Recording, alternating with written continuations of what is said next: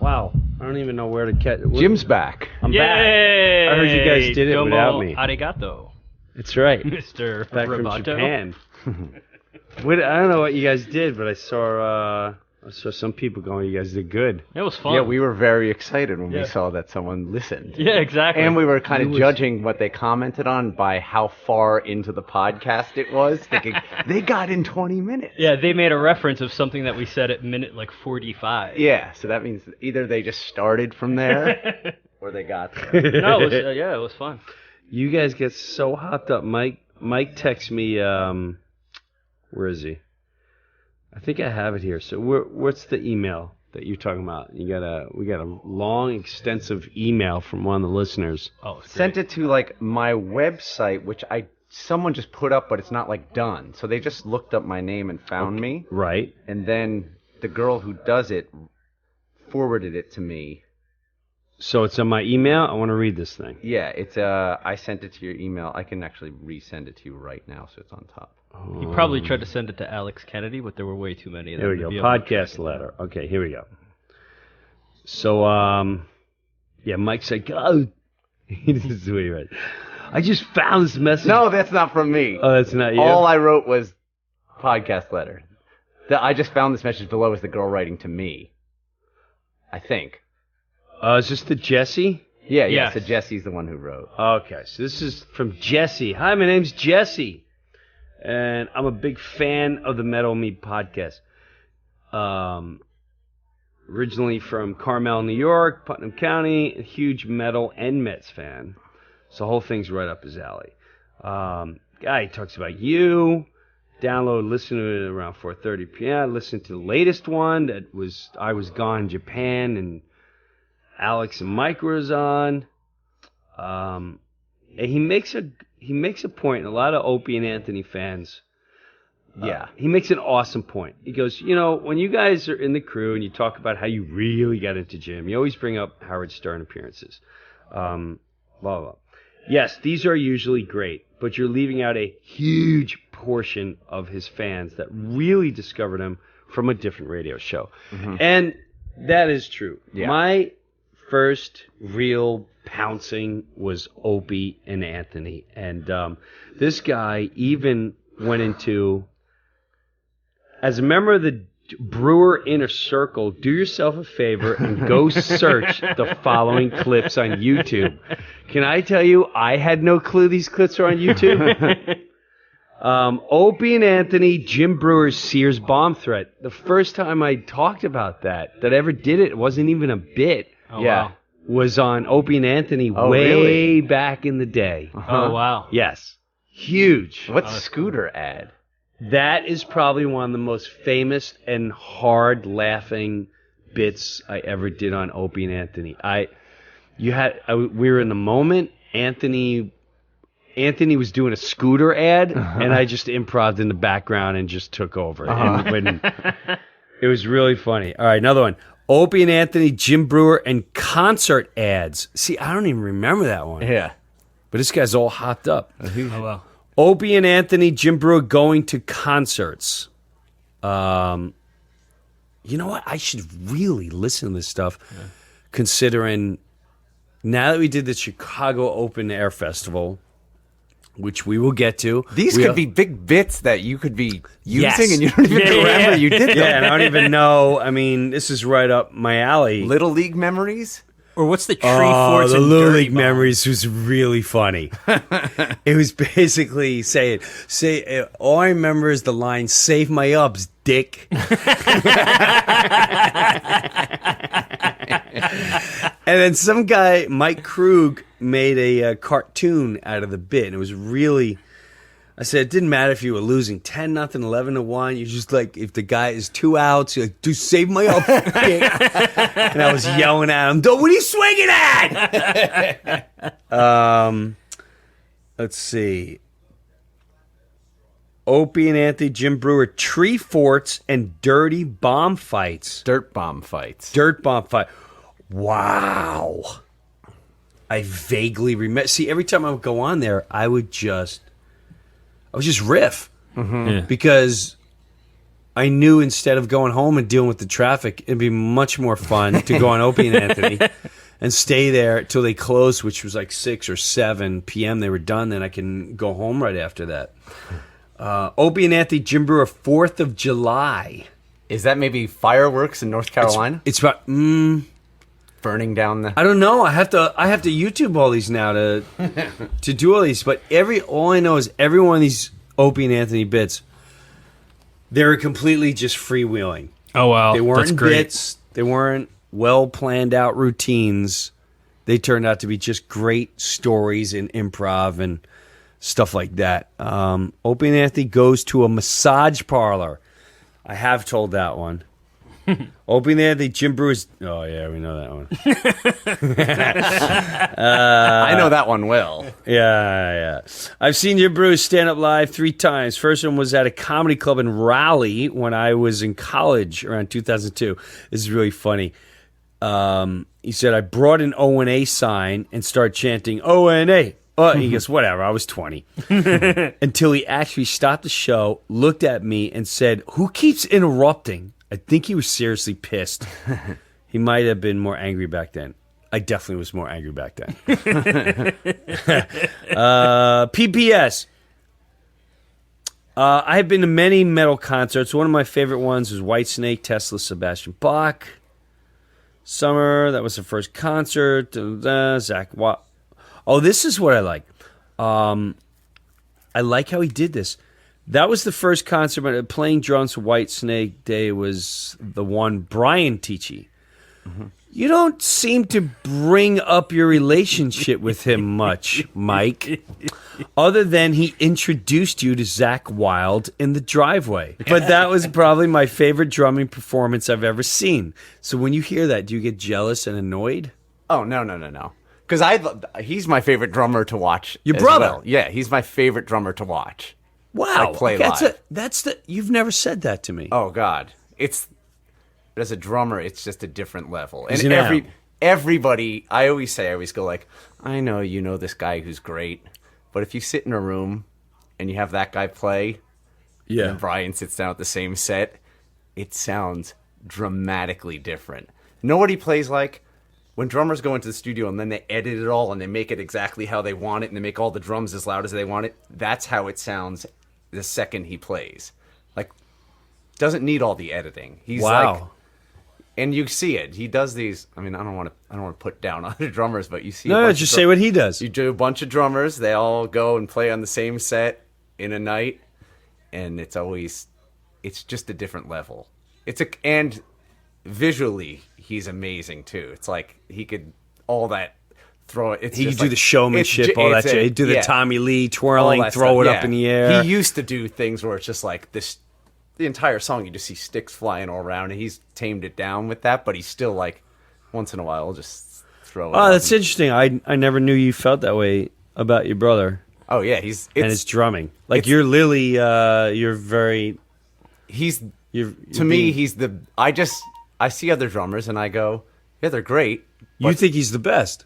You're about to say that. Yeah, he's the best rock drummer I've ever seen.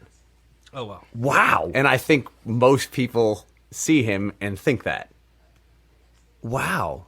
Yeah, you should see him play. It's like, even if it's Foreigner that he's playing with, you still go... Did he play with Foreigner? He played with Foreigner for like 10 years. Oh, wow. Yeah, but you still want... Like, you think like Foreigner drums, you think that every drummer thinks, oh, I would probably get that. No, they wouldn't. And just for the record, I like how you say foreigner. I say foreigner. Foreigner? Did you say foreigner? No, it's foreigner. Foreigner, yeah.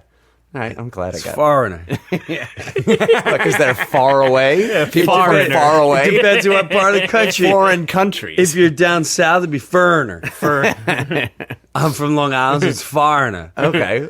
Foreigner. If you go to Boston, it's finer. Yeah.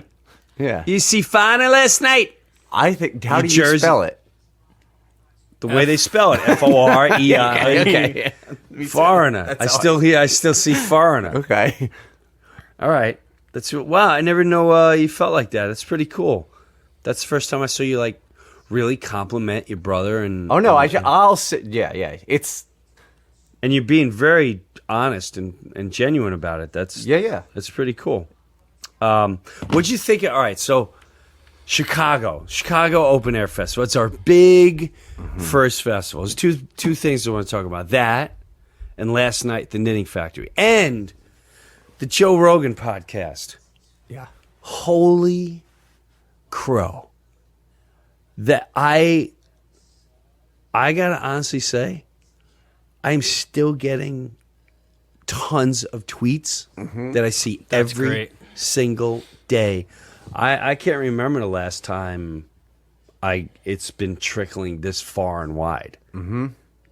Not that I knew Joe's following wasn't that big, but it's one of those. I just was hanging out with him, and it's amazing that people are discovering that side. When you did it, did you think like, oh, this is a great show? Like, this is a great... was it very different than other interviews and stuff you did? Because oh God, yeah. Because like when I Because like when I always tell you how much I love the show. Yeah, you love, and that's like what I love. What you did is why I love the show. That's the show. It's just a hangout, and you get to know the people really well. I like it. And you get to do those things where most people would go like, we can't listen to this Kennedy speech for 10 minutes. But, right. But that's what people do when they hang out. Right. And so it makes it real. Right. And that's what I was always like, you got to do Rogan's podcast. I want to hear you on Rogan's podcast because anyone I like, that's where I want to hear them. But also, like, there wasn't an agenda being pushed by anybody. So it wasn't like, you watch a lot of these interviews and it's clear that the person being interviewed has a purpose for being there. Right. They have purpose and have to sell something. And it comes out as being like, not genuine. Well, I thought that was interesting because I was there to promote our album, but I knew not to even talk about it or mention it. Yeah, I'm like, this is just let people get to know who I am in Joe's world. Let them know we have a little bit of history. Yeah. And you can tell there were tons of opportunities where you could have plugged something. Yeah, and I didn't want to plug. And it would have come across as like, right, you're right. But I could tell you, like 3 guests after you, I forget who it was on, they went on, and after they talked for a half hour, they go, well, yeah, I came down to do this to promote this, and Joe was like, yeah, so they start talking. It wasn't like weird or anything. He just said, they talked for a half hour. He said, knows. I'm doing this, and that's why he called up and said, and it just became the conversation for a little bit. Yes. So I don't think it's like insulting or something. No. I don't think it's just something because that's why you do go on there. Right. That's why. Let's not kid ourselves. You go on. I'm not going on podcasts so I can talk a lot. Right. But I was thinking Joe's is different. Yeah, that's what I was thinking. Maybe because you're friends with him, it might be insulting to be like. It might feel a little weird to be like, this is my buddy. I thought it was weird to do it. Yeah. I thought it was a weird place for me to go, hey, by the way, I got this album. Yeah. I'm not going there. I for years have been trying to hook up with Joe. Yeah. I'm so glad I hooked up with him at the UFC in Vegas. We were in Vegas together. He was there. I was there. We connected. Yeah. And even this podcast, it was hard to get on there. He's booked really far ahead of time. Yeah. So that I finally got a date. It was just really, I couldn't wait to do it. Yeah. I'll tell you, like, the funniest part of it was when it was like, if you had a time machine, what period in time would you go back to? And it was like the first time a group of people was colonized. Yes. I was dying. Yes, and pissed myself. And I liked when Joe was like, what's your time? And I went, honestly, the first time someone said, all right, we're gonna go to church and we're gonna go to school today. What? We're gonna start reading these books? What are you talking about, man? I got rabbits to eat. I got huts to build. We got to find a river so we can drink. What are you talking about? What do you mean we gotta what? Read what? Why are we doing this? But I think, like, I was reading a lot of the comments, and it seems that you had a lot of Rogan followers who aren't really familiar with you. Right. Yes, and that's who are what I now, liked. going, and that's kind of like a good indirect. Oh no, promotion. that's what I love. Yeah. All his followers now just like, who is this guy? Yeah, exactly. Right. Who's this guy? And little do they know, our history. Yeah. Yeah. And I'm telling you, when I used to do, and what I thought was cool that he did, he brought up the radio show I used to have. Yeah. And the radio show I used to have, I thought we were. See, I guess you always think you're kind of putting something out there no one's ever really heard. I thought we were. I don't want to say the word revolutionary, but we were a super big cult, and it was our lingo was come to hang. Today's a hang fest. No politics, no religion, no pop culture, no news. We didn't do any news whatsoever, and every day was a new. We didn't know where we were going, and it became something really, really cool. And he was one of the greatest guests. Anytime it had, and then one of his last appearances, he just talked for an hour something straight. And I saw the guys kept wanting. I just kept eyeing them, going, "Be quiet and let him go." Because if someone could talk for an hour and a half straight, they better be very entertaining. He was beyond entertaining. I know that one. And you know what? I read a book called DMT and the Spirit Molecule, and I looked up something online, and it was him talking about the book, and I listened to his rant on like this stuff about like the world is the Earth is like a big thing, and then there's a virus and stuff. It's like that's stuff that's kind of from other ideas too. Yeah, but I heard him talking about that, and that made me go, I didn't even know it was your show. Right. Because it's a big Well, no thing. one knows, because we didn't, when we put it out there, we're like, this is from a... It's got weird music behind it and stuff. So and he says that, and then I start going, he did the documentary to that movie, he did the talking to it, and I looked him up, and then I was like, later, realize he has this guy as his podcast. Oh, he's the same guy from the UFC. He's the guy from Fear Factor. And then I realized that was on your show, that clip that I used to listen to. It was such an awesome, amazing, because we were all about moments like that. We were just getting to know the real person. And I think Rogan's revolutionizing it to another whole level. Yeah. And I love it. Yep. I love it. Yep. I sit back and I root him up. I'd like to see politicians eventually have to go through him. I would love to go on have his show. to go through him. And those would be the real debates. Yeah. Those would be the real conversation. We get to know the real people. That I would think be it's awesome. him that says that they should have debates. Just put them up, put them on a stage for like 24 hours straight, and just have them talking and be like, they're not going to be able to follow the script for that long, so everyone's going to really get to know them. That's right. That's the only way to really know who you're voting for. That's right. And ask really obscure. Stop with the nonsense. Deflecting. Right. What do you think of abortion? What do you think of gays and their rights All those and questions, marriage? you know they have the answers prepared for those. Of course. So I want to hear all these. what's your favorite band? Exactly. Why do you like that band? You know how much that would explain about a person? Exactly. You can tell just by the music. Oh, this guy's a stoner. Yeah. You can't tell me he's not a stoner. Exactly. Or he's got some major aggression in him. Or he's kind of, he's a little conservative with that voting music. for that guy. He likes Culture Club. Or like Wham. You know what? He brought up Love Shack a little too much. A little too much for my liking. For my liking. So we go to Chicago Open Air. I get off the plane. First I was in Japan. I don't even have time. I felt so juvenile there. We would go to these temples. We were at this temple, right? And the people we were with another family.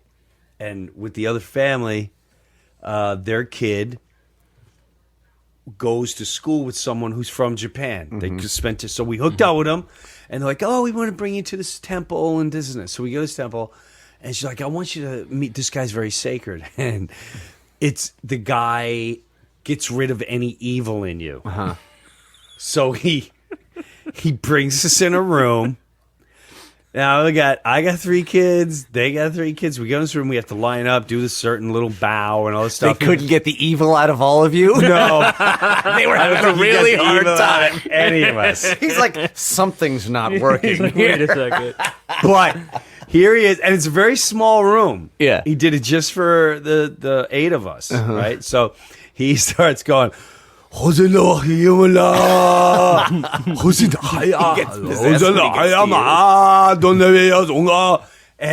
all I hear behind me is the kids. Yes.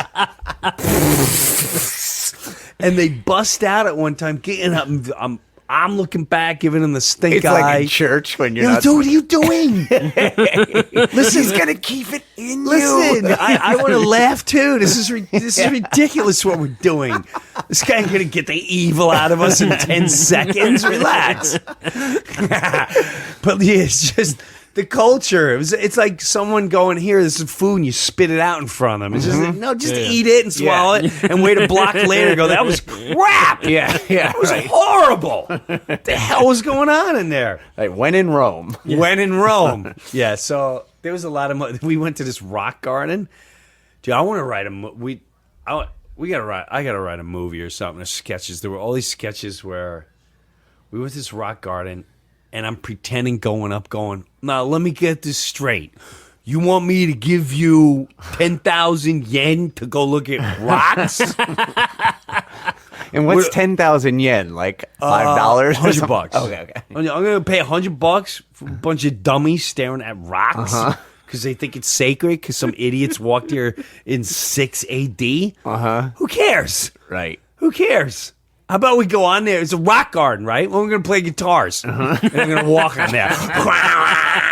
What's up, people of Tokyo? Should do a concert from the rock garden. We do a concert from the rock garden. That's worth 10,000 yen. So once I came back, I didn't even have time to think. Did Atlantic City show, Chicago open air. You come in at like 5 o'clock and have to be at rehearsal at... Oh, I forgot about that. 4 hours later.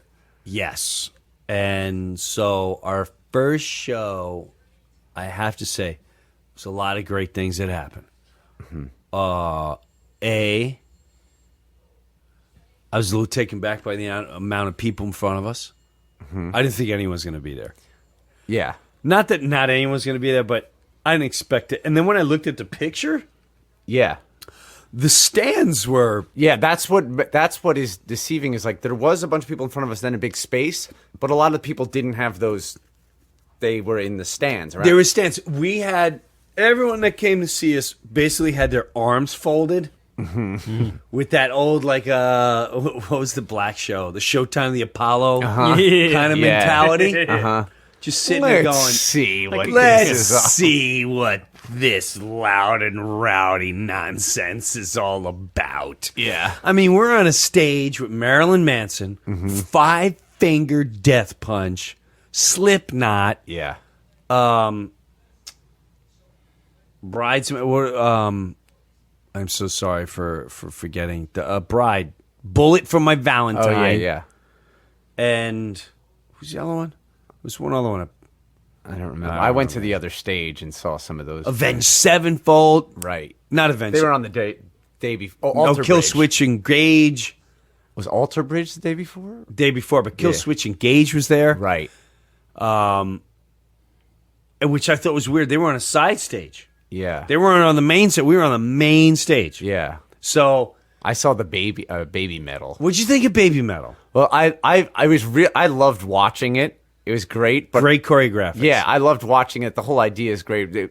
But I went up in like above the like Monster Energy drink thing and on the, like a deck, and I watched from there, and it was hard to, from where I was. It was hard to hear them? It was hard to hear the vocals, and actually it sounded like it might have been, the vocals sounded like they might have been pre-recorded. I don't know, something about it. Yes, I've seen them online. It looks like it looks like the one girl sings and the rest is kind of it's hard to tell what's going on, but I loved watch. It was so entertaining to watch. People like it. It's entertaining. Yeah, I loved it, and I watched Marilyn Manson too, and I loved watching that. Where did you watch him from? I watched him right from the side. I walked right down where like they take the wheelchairs, and I walked right down there, and I just stood there on the side and watched. And how was he? It's like 7 songs. First of all, every song he has, the second the riff starts, Yeah. it's just a hook. He's brilliant. He's hooks. got amazing hooks, and he's Yeah. got a formula down for. Right. I'm gonna come in, do this, like whispering thing, and his screams are. Those screams are great. Right. And it's all catchy, and then to watch it, it's like gross. But it's entertaining though. Gross. It's entertaining. It's like he looks like he's got makeup on, and then he starts sweating. Right, and he smears He's got like it. cuts on his hand. I don't know if he really cut. It's probably fake, but he's Right. like bleeding down his arm. It's got it. Of course, Got it's bruises on the back of his Right. arm. Yeah. But the best part he did was he walked off stage over, and there was just like, Oh, I saw everyone starting to bug out. Well, this is his stage-hands were bugging out. yeah. Well, And security. he went over to right where I was after I left. And he just went over to my cousin and his girlfriend, walked right over to them, and it was just him and them, and everyone came and swarmed over. Oh, wow. But he walked off the stage onto this side thing where there's just like wooden chairs set up. Yeah.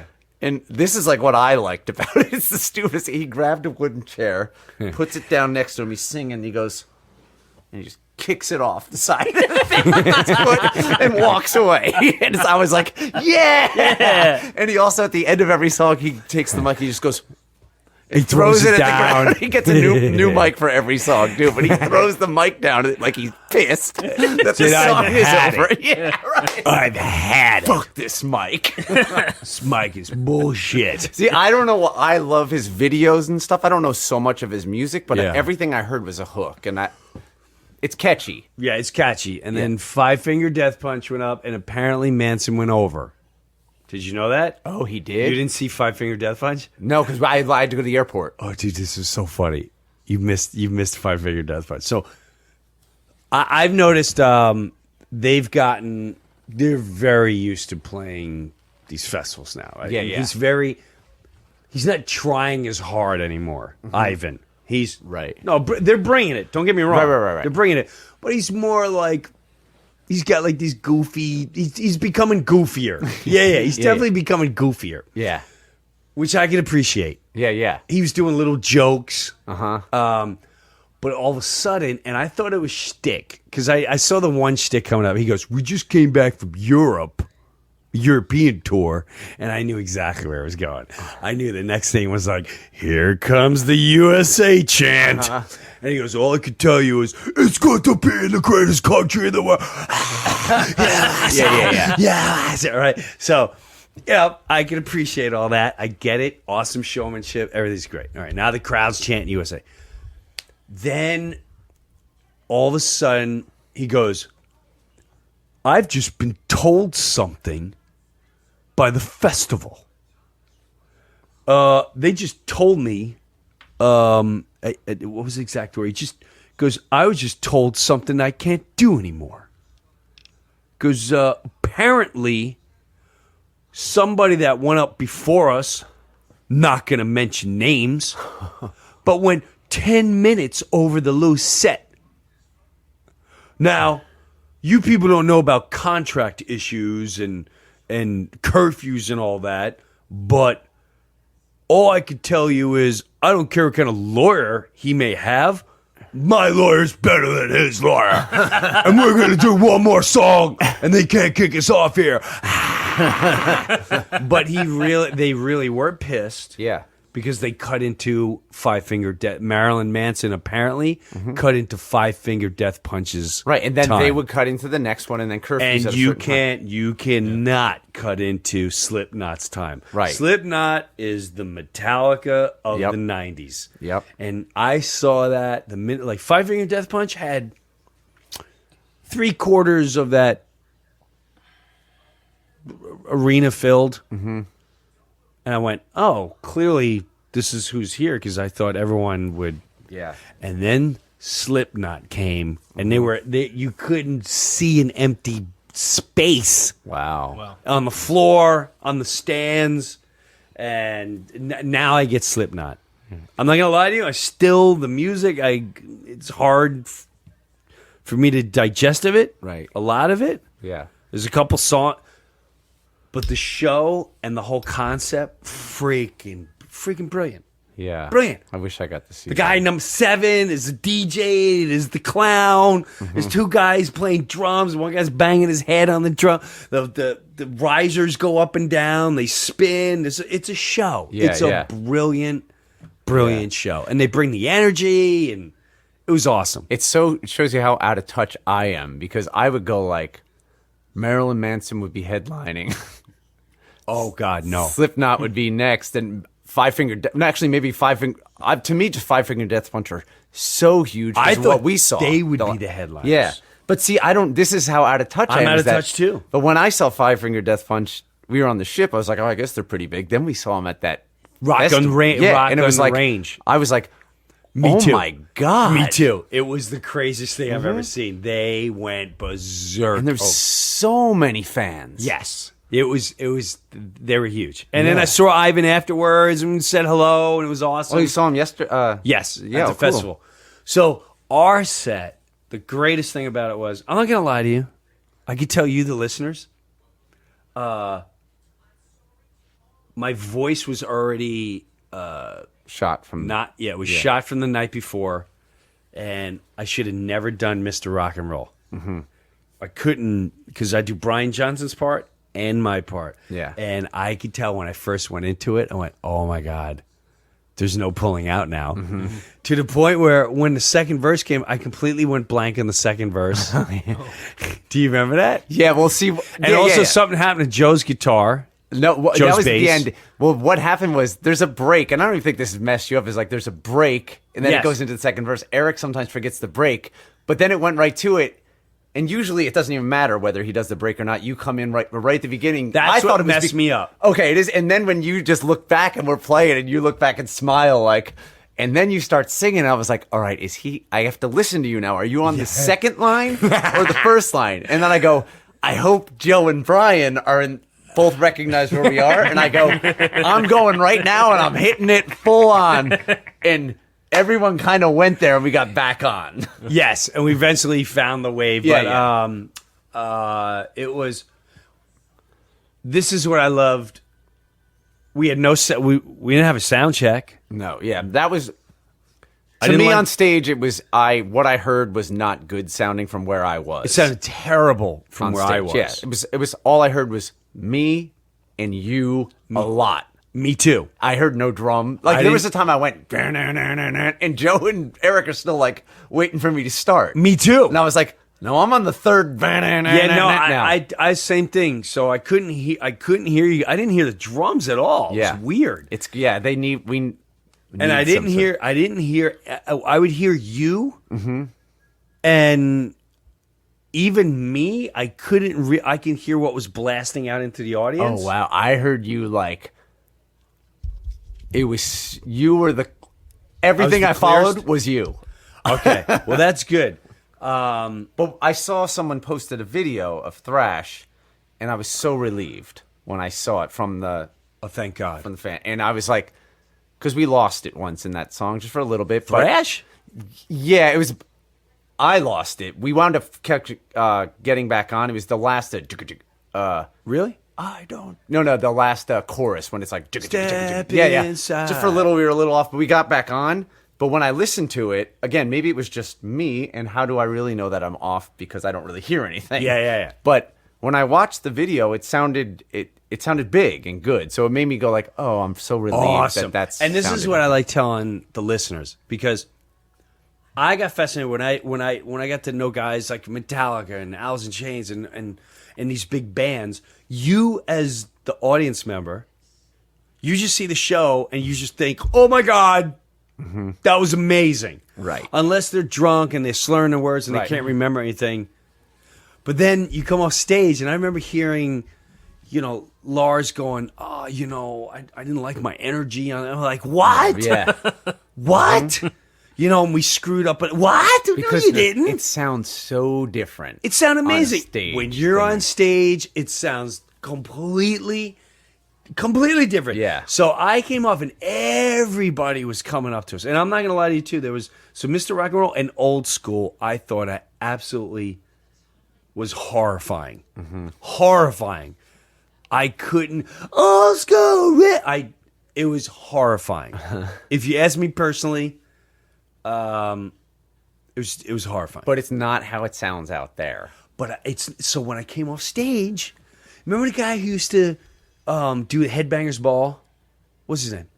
Ricky Rackman. Yes. Oh yeah. So Ricky Rackman's going, all right, I'm not gonna lie to you. I kind of almost didn't want to like this. I was like, what the hell what are you doing?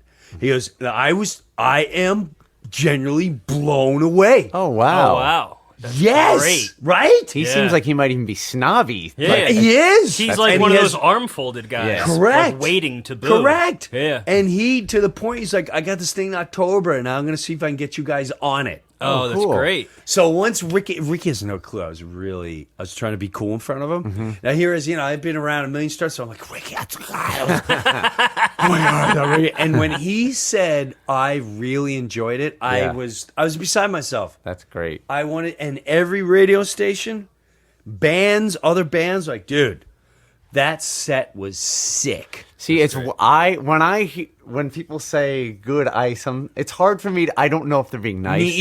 Me either. And just being like, what are they going to say? Mike, I swear to God, on the same day I came I want someone to just go, be honest. Yes, like I don't want a fan to come and be like, nah, I wasn't that into it, because I just might be like, oh, that guy's just a dick. Right, this guy's just a dick. But I want someone like Chris, manager Chris, yes, and maybe my cousin or someone who knows me to be like, no, it sounded good. These are some things you got to tighten up. Yes. I'd just like to be like, okay. Yes. And I know what we have to tighten up, and I know what we have to do. And also knew stand-up wise, I wasn't sure where to go, stand up, how big. And if I knew we had videos on the side, I had no clue. Yeah. I had these huge videos on the side. If I knew that, I would have murdered even harder in stand-up, because I just assumed they couldn't see my face. Right. They couldn't see the bits. Right. Yeah. Now and everyone said you were so freaking funny, and when I was, because you can't really hear the laughter because they're so far away. That's what's odd about it in stadiums, is that the people are. I couldn't hear the laughter, but now that I know, they are laughing, they are listening, and when I knew they were listening, is because I would say, "All right, everyone, do this now with your hands." There wasn't reluctance. Yeah. Everybody did it. Yeah. All right, give me everybody would do the haze. It was for our first show, and we were the first band. Yeah. I was very pleased.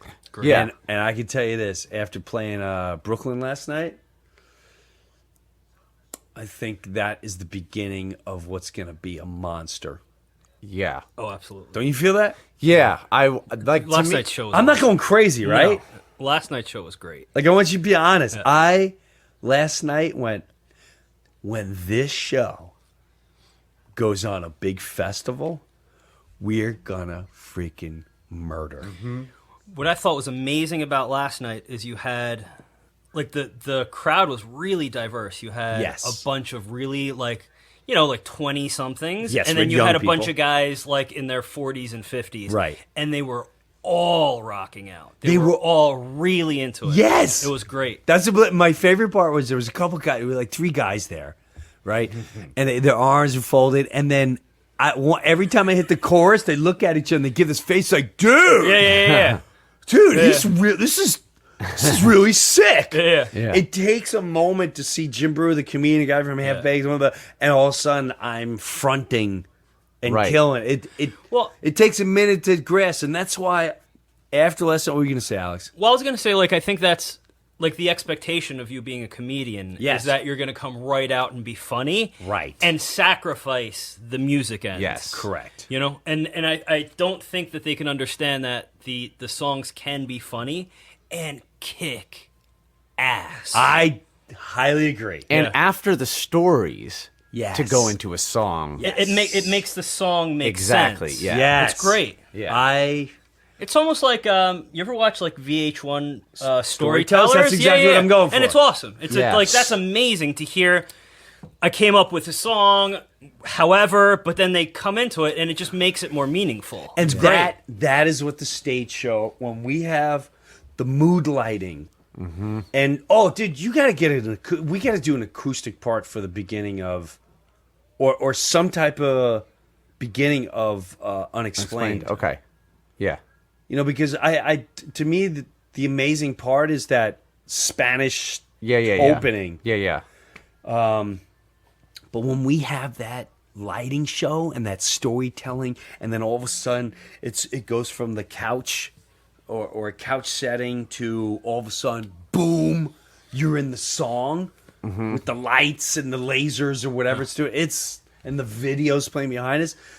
I'm pretty hopped up what this is going to turn into. But I'll tell you, another one of my favorite parts was, and I'm weird, so might not be anybody else's, but like when you forgot the lyrics. Yes. Yeah. Like I thought that was great. Yeah. Like you don't see that. Like there wasn't like embarrassment or I fucked up. It was, oh hey guys, like where do I start from this? Oh wait, it takes you and just keep playing that until I remember the lyrics. Yes. I was like, that was amazing. Yeah. Yes. Like that was so much fun to watch. Yes. Yeah. That's like, to me, I go, that's not even a mess up. I mean, it's a mess up, but it's not a mess up. No. A mess up is like we're at different parts of the songs and we continue. Right. Yes. But if we like to go like, whoa, whoa, whoa, whoa, and as a band, we all could stop and we know what we're talking about. That just felt those are elements of the entertainment that we're gonna bring that I don't think anyone else could pull off. Right. No. It shows that we're here to kick your ass musically. Mm-hmm. I'm gonna be funny. We're gonna have funny moments, but we're also really loose, and they feel closer. Yes. Yes. They're now part of the. And that's what I want. Yeah, that's great. That's what I want from the beginning. Yeah. And then one more thing. Yeah. And then I'll shut up for a while. No, you don't. But I will tell you, like the opening set, Mike and Bill's, like one of the best things to see, because I was watching the crowd reaction. Yes. Every song, it took them at least 15 to 30 seconds to figure out what the song was. Yes. So there was like this weird look, and then right at that moment, like huge smiles of, oh, I know this song. Yes. I think. Hi. Alex has his son here. I also think. I didn't see the whole set. I walked in when you were on Motley Crue's Live Wire. Yeah. I think you should close with that. Yeah. I didn't. I also thought I was in a rush, so I was like 4 and I'm out because there's a guy behind me. Are you going to do a different one? Are you guys going to try one different one? We'll do it. We have like 8 that we can do that we have worked out, so we can maybe even do one more or switch some up. Okay. We should also do. I think I'm going to do. Oh, that's what I was going to say about Chicago real quick. You brought up bingo before we went out there, just rehearsal. You're like, this might really work. And it would have. It would have. And when it would have murdered. And when I went to Mr. Rock and Roll, I went, this is the time to do bingo. Mm-hmm. And I made a bad call, and I went for, we're going to do Mr. Rock and Roll. I won't call it a bad call. It's just one of those, a learning curve. I can't even tell you, I don't think bingo has to be the closer. I think bingo could be in the middle. Yeah, because that's going to loosen everyone up and get them. Yeah, I agree. Don't get them into that mood when it's done. Yeah, I agree. Yeah. I totally agree. You're absolutely right. And I think that's a number 4 song. Yep. Yeah, it's a number 4. I like the order we did last night. Mm-hmm. I loved Thrash, Wannabe, Unexplained. The Unexplained. Yeah, then maybe bingo right there. And then bingo, let's loosen this up a little. And then we still got Dick as another loosen up one. Yeah. That's right, Dick. And we still haven't done. We should do for the last show. We should do 4 a.m. Yeah, we should do. We got to get one. We have to rehearse that one. Yeah, we got to figure that one out. We met this kid last night, and he's a huge Priest fan. Did you see him in the front? Mm-hmm. And I think he's 12. Yeah, 13 years old. Oh, you told me about him. Yeah. How do you know this kid? I train jiu-jitsu with his father. So I've trained jiu-jitsu with him. Did you get beat up?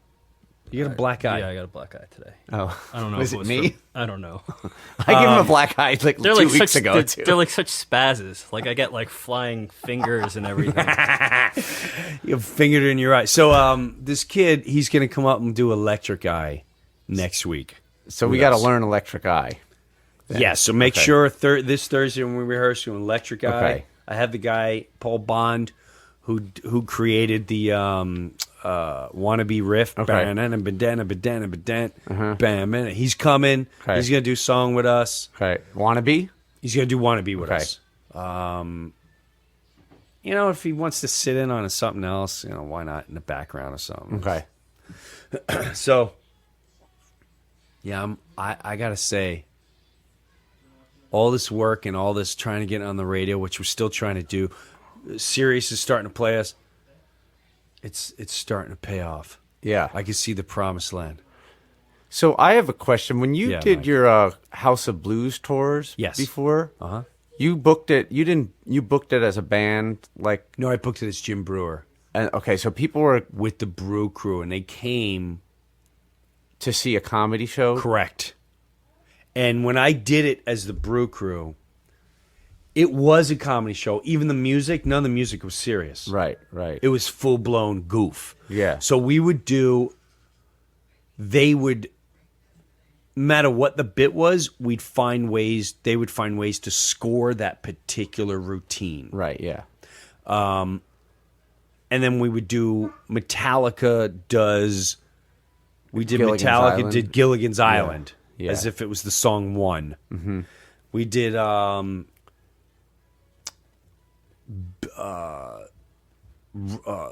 AC/DC Hokey Pokey. Right. We would do so it's more like a bunch of bingos. It was a lot of bingos. And we did 4 a.m. Right. 4 a.m. was big. We also did I would do the origin of a goat, how Goat Boy came. And it was this really cool it almost sounded like it was a beautiful feeling acoustic style. It was such a great song that went under it. It was amazing sets. I mean, a lot of it was just, I'm sure, sloppy and rock, but people absolutely went bonkers. They said I never saw anything like this. Yeah, I don't know what. I think this has the capability to be that and then some.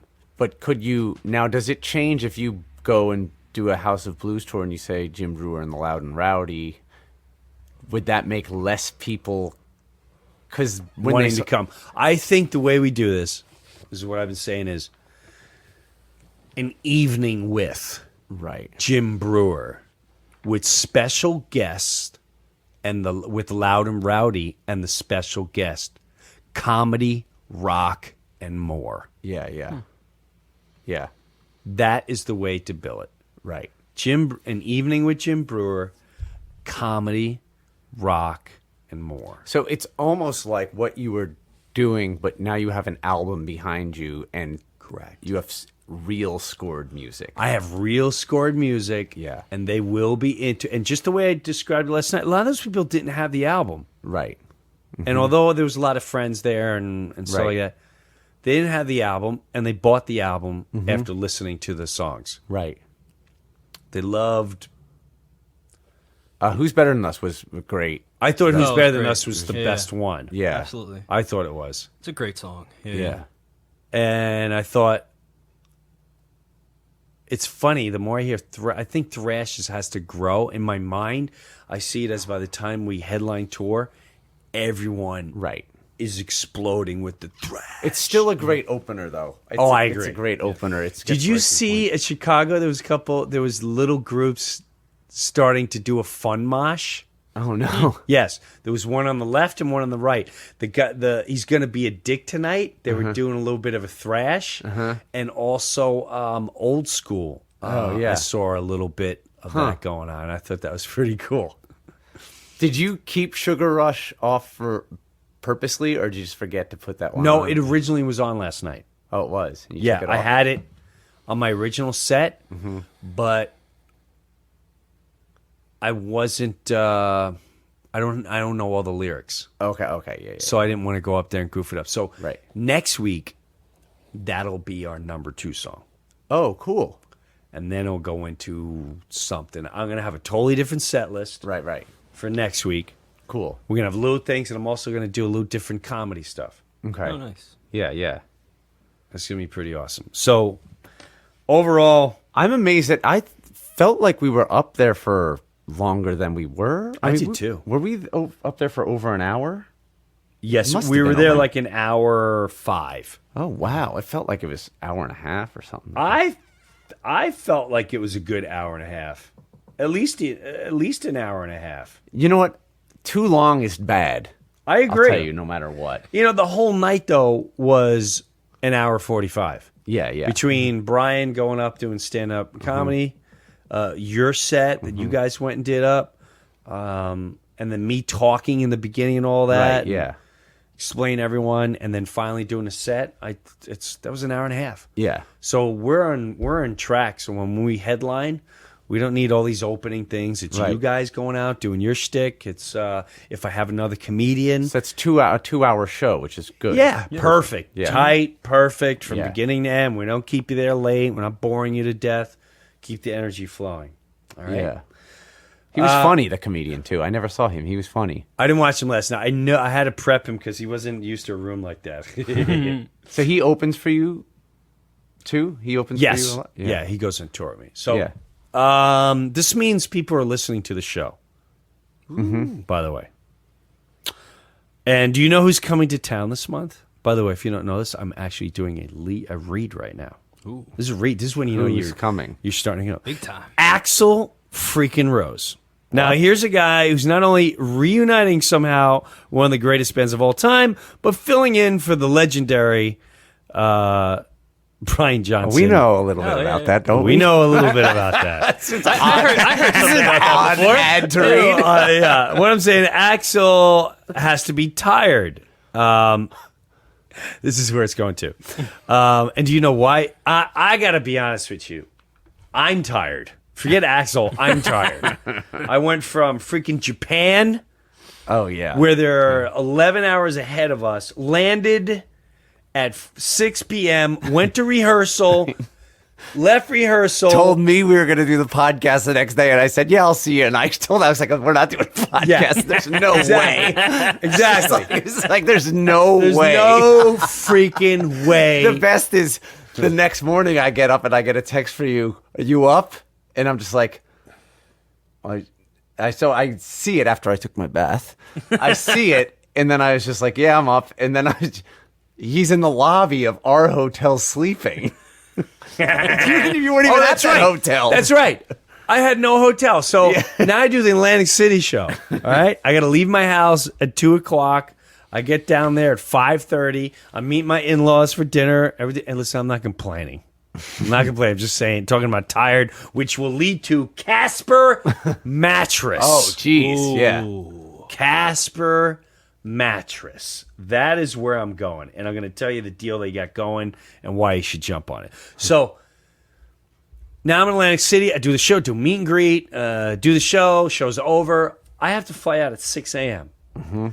It is now 11:30. I said, I'm going to go stay at a hotel right next to the airport. I get to Newark Hotel Airport by 1:30 a.m. I'm in bed by 10 to 2 a.m. I have to get up at 4:30 a.m. I get on the plane. I arrive in Chicago. I got there at 7:30 a.m. I'm in your lobby at 8:30 a.m. Yeah. Because some crazy Uber, I'm not getting into that whole crazy story. And If only you had a Casper mattress in the lobby. now that's what you know what I could have really used in that lobby? A Casper mattress. Oh, that would have been great. You wouldn't have had to come up to our room. No, I wouldn't have had to come up to your room last second and sleep on your chair. Yeah. For 15 minutes. Yeah. And I tell you what, when I went to the show, when we finally made Chicago, and ended up doing interviews and the meet and greets, and that was all awesome, and we sold discs there. And that, too, when I went back to the room and was finally done, I would have loved to have a Casper mattress. in Yeah. that room Can you waiting put for me. that in a rider? You know what? I'm going to put Casper mattress in a rider. That is brilliant. It's the most, I don't know if you know this, but Casper mattress is the most I like how you guys are really. I really do want to know. All right, it's the most awarded mattress in the decade. Wow. I just got a new mattress. You did? I actually need why a did mattress. you get Casper? My mattress sucks. Oh. Now, we all bought tickets to GNR. Went to the show. Casper, there's no risk. You can try Casper mattresses for 100 nights, risk-free. Holy. In your own home. If you don't love it, they'll take it back and refund you everything. Wow. Even the shipping. Free. Let me repeat that part. So you need a mattress. Mm-hmm. Alex needs one. Yeah. The most rewarded mattress in the last decade, whether you know it or not, is Casper. You know what? We need a mattress. I'm going to call it Casper. See if they can hook me up. That's all my wife keeps talking about. I don't need no mattress. If you don't love it, they will take it back and refund you everything. But I bet you that's never happened. Shipping. No one's ever I not guarantee it. No one's has. ever not liked it. You know what? You're right, Mike. Yeah. It's never been brought back. That's why they say that. Yeah. It's a guarantee. It's a guarantee. It's a guarantee. It's and just no for, gamble. And just for the listeners of the Metal Me, they're going to give you $50 towards any mattress purchase Well, I listen.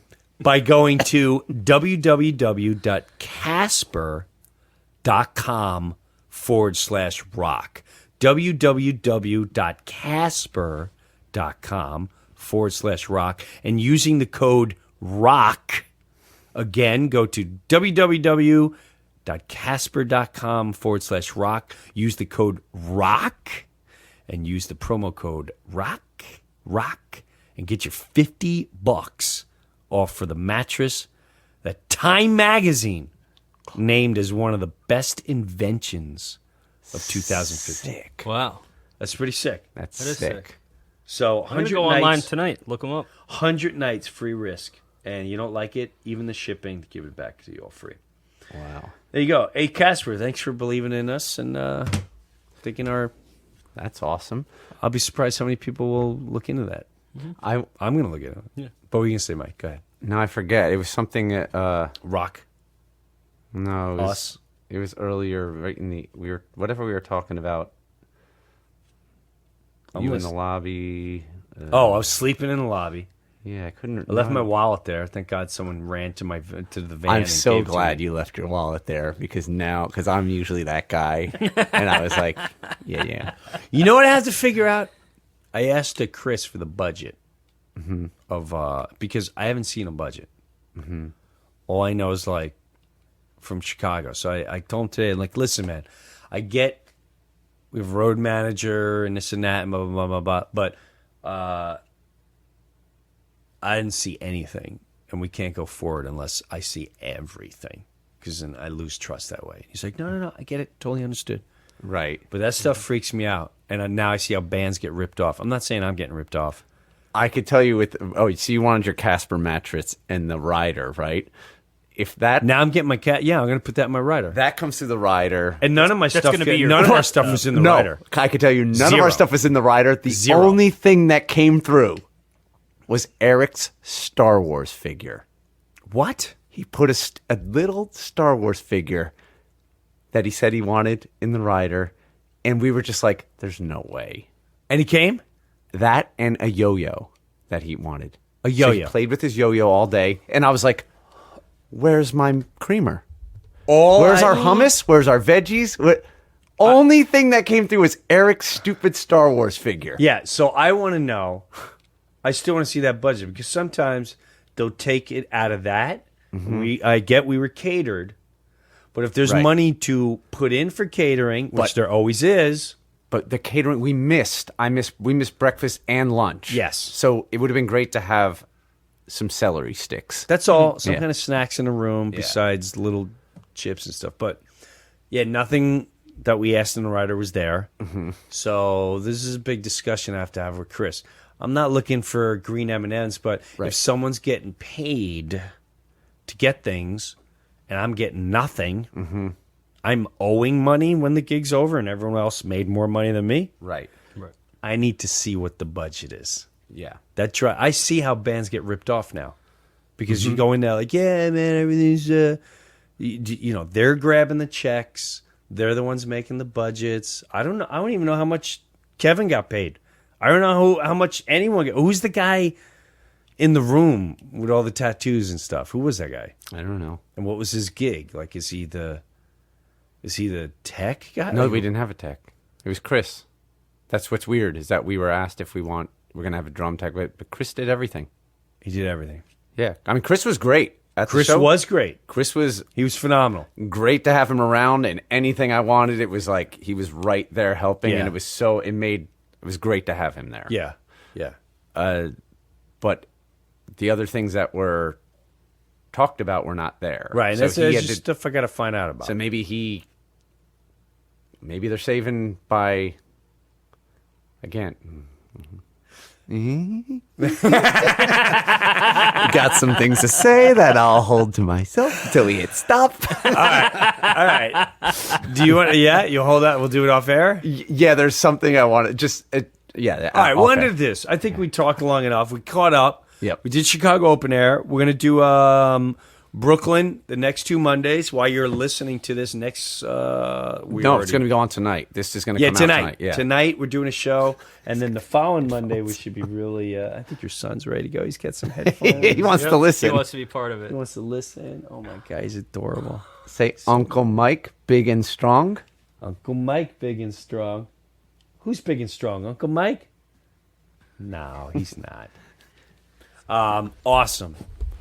So and then we got to get into some goofy stuff next week. Okay, yeah. We'll get into some more goofy stuff, and we're not going to be able to do Monday. We're playing Monday, so podcast Monday night.